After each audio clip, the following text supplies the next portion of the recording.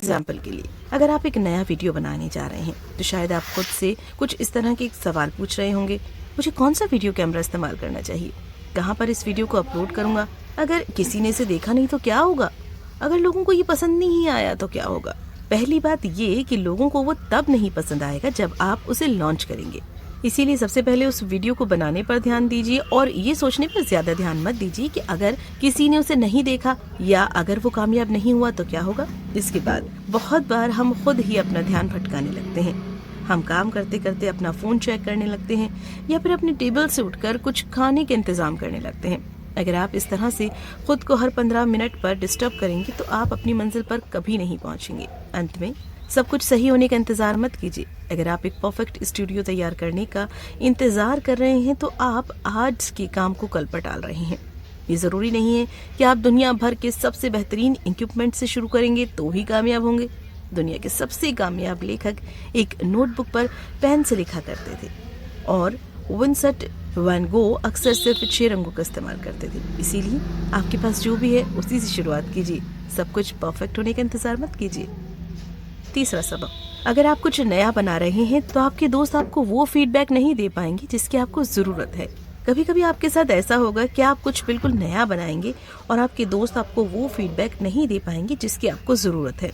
लोग आपके उस काम में सुधार करने की सलाह दे सकते हैं जिसके बारे में उन्हें जानकारी नहीं है, लेकिन अगर आप कुछ ऐसा बना रहे हैं जिसके बारे में आज तक किसी ने नहीं सुना तो ऐसे में आपको अपने दोस्तों से वो फीडबैक नहीं मिल सकता है। इसके लिए आपके दोस्तों को आपके आइडिया को पूरी तरह से समझना होगा। जब तक वो उसे अच्छे से नहीं समझ पाते वो आपको सही फीडबैक नहीं दे सकते। मशहूर बैलरीना इजाडोरा डंकन ने पहली बार अपना बैले डांस किया था तो लोगों को समझ ही नहीं आ रहा था कि उनके सामने क्या हो रहा है, इसीलिए कोई भी इस पर उन्हें फीडबैक नहीं दे पाया। आपके दोस्त आपको पसंद करते हैं लेकिन वो आपको वो फीडबैक नहीं दे सकते जिसकी आपको जरूरत है। जब आप कुछ नया करने के लिए आगे जाएंगे तो वो अपने आप पीछे छूट जाएंगे। ऐसे हालात में वो अक्सर आपको नहीं समझ पाएंगे, वो आपको जरूरी सहारा नहीं दे पाएंगे। हो सकता है आपके इस सफर पर बहुत से लोग पीछे छूट जाए या फिर कोई भी आपकी मदद ना करे। ऐसे में आपको निराश होने की जरूरत नहीं है।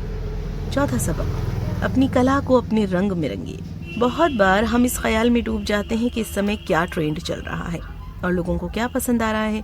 हम खुद को जमाने की जरूरत के हिसाब से ढालने लगते हैं, लेकिन इस तरह से काम करने पर आप अपने अंदर की सच्चाई, अपने विचारों को अपनी कला के जरिए नहीं दिखा पाएंगे। आपकी कला तभी बेहतरीन बनेगी जब उसमें आपकी सच्ची भावनाएं दिखेंगी। अगर आप अपनी भावनाओं को समाज की वजह से दबा रहे हैं तब आप कभी महान नहीं बनेंगे। इसीलिए अलग अलग तरीकों का इस्तेमाल करके वो बताने की कोशिश कीजिए जो आप असल में बताना चाहते हैं। 1940 के दशक में जैक्सन पॉलॉक नाम के आर्टिस्ट ने टेंट के एक कपड़े पर पेंट गिराकर आर्ट बनाना शुरू किया। उस समय वो सिर्फ अपने मन की कर रहे थे और ये सोच नहीं रहे थे कि लोगों को पसंद आएगा या नहीं, लेकिन इसका नतीजा ये हुआ कि लोगों को उनका आर्ट बहुत पसंद आया और वो अपने समय के सबसे कामयाब आर्टिस्ट में गिने जाने लगे। लेकिन इस तरह के कारनामे बिना प्रैक्टिस के संभव नहीं हो पाते। आप चाहे जिस भी काम को करना चाहते हैं आपको उसमें प्रैक्टिस करना होगा। इसके लिए आपको अपने अंदर की क्रिएटिविटी को बाहर लाना होगा। हम में से हर कोई कुछ नया बनाने के पीछे भागता रहता है। एक इंसान हमेशा कुछ गोल्स बनाकर उसे हासिल करने की कोशिश करता है, लेकिन अगर आपको सच में एक कामयाब आर्टिस्ट बनना है तो आपको अपनी भावनाओं को दिखाने से पीछे नहीं हटना चाहिए।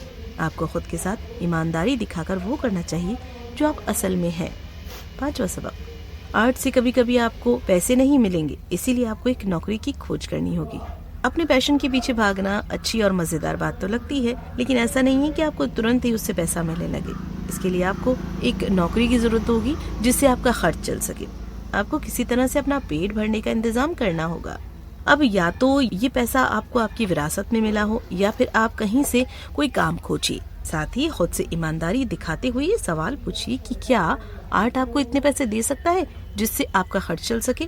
अपनी नौकरी के बाद जो भी समय आपको खाली मिले उसमें आप अपने आर्ट का शौक पूरा कर सकते हैं। लेकिन अगर आप आर्ट से संबंधित नौकरी करते हैं या फिर पैसे कमाने के लिए आर्ट बनाते हैं तो इससे आपकी आजादी छिन सकती है।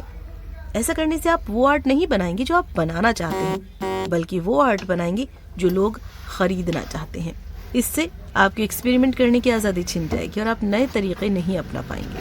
जैसा कि हमने पहले कहा, एक महान आर्टिस्ट हमेशा अपनी भावनाओं को अपने आर्ट से दिखाने की कोशिश करता है। लेकिन दूसरों के हिसाब से काम करने से आप शायद ये नहीं कर पाए। इसीलिए अपने शौक को अपने काम में बदलने का ख्याल इतना भी अच्छा नहीं है। जब आप आर्ट को अपने शौक के लिए बनाएंगे तो आप उसमें अपनी आज़ादी खोज पाएंगे, लेकिन जब आप पैसों के लिए उसे बनाएंगे तो आपको दूसरों के हिसाब से काम करना होगा, जिससे आपको वो मज़ा उसमें नहीं मिलेगा। छठा सबक, अगर आपको कुछ बड़ा करना है तो बाहर जाकर खुद अपनी पहचान बनाइए। पहले के वक्त में एक आर्टिस्ट बनना मुश्किल हुआ करता था। एक आर्टिस्ट को अपनी किताब छापने के लिए, अपनी म्यूजिक का एल्बम बनाने के लिए या फिर अपनी पेंटिंग्स को दुनिया तक पहुंचाने के लिए बहुत मेहनत करनी पड़ती थी। उसे एक पब्लिशर या एक मिडलमैन को खोजना होता था जो कि उसके लिए ये काम कर सके। लेकिन आज के वक्त में ये बहुत ही आसान हो गया है। आज आप इंटरनेट पर अपना खुद का एक ब्लॉग बना सकते हैं, लोगों को अपनी वेबसाइट की तरफ आकर्षित कर सकते हैं। आज के वक्त में उन लोगों तक पहुंचना बहुत आसान हो गया है जो कि आपकी कला को पसंद करें। फिल्मों में अक्सर ये दिखाया जाता है कि एक डायरेक्टर एक रेस्टोरेंट में आता है और एक व्यक्ति के अंदर के कलाकार को पहचान कर उसे अपनी अगली फिल्म के लिए ले लेता है, लेकिन ऐसा आपके साथ हो इसकी संभावना ना के बराबर है। आज के वक्त में अगर आप इस बात का इंतजार कर रहे हैं कि एक व्यक्ति आकर आपको खोज निकाले और अचानक से आपकी किस्मत का ताला खुल जाए, तो ये नहीं होने वाला। दुनिया में बहुत सारे लोग हैं जो इस तरह से खोजे जाने का इंतजार कर रहे हैं। उनके पास हुनर है, वो बहुत मेहनती भी हैं। इस हिसाब से अगर आप अपनी बारी आने का इंतजार करेंगे तो आप अपने करियर के साथ जुआ खेलेंगे। इसीलिए इंतजार बिल्कुल मत कीजिए, बल्कि अपने हुनर को इंटरनेट पर अपलोड करके अपनी खुद की ऑडियंस बनाइए। कुल मिलाकर एक महान आर्टिस्ट अपने आर्ट के जरिए अपनी भावनाओं को दिखाने की कोशिश करता है। वो ट्रेंड के हिसाब से काम नहीं करता, बल्कि अपनी भावनाओं के हिसाब से आर्ट बनाता है। अगर आप एक आर्टिस्ट बनना चाहते हैं तो बिना देर किए प्रैक्टिस शुरू कर दीजिए और अपनी अच्छे आर्ट को इंटरनेट पर अपलोड कीजिए। क्या करें? जब आपके दिमाग में कोई भी नया आइडिया आए तो अपने दिमाग पर ज्यादा जोर मत दीजिए। क्रिएटिविटी एक प्राकृतिक प्रक्रिया होती है जो कि अपने आप ही हमारे पास आती है। तो अगर आप काफी समय से एक कमरे में बैठे हैं और आपके दिमाग में कुछ भी नहीं आ रहा है तो आप बाहर जाइए। आइडियाज उस समय आपके दिमाग में आते हैं जब आप उनके आने की उम्मीद नहीं कर रहे होते हैं।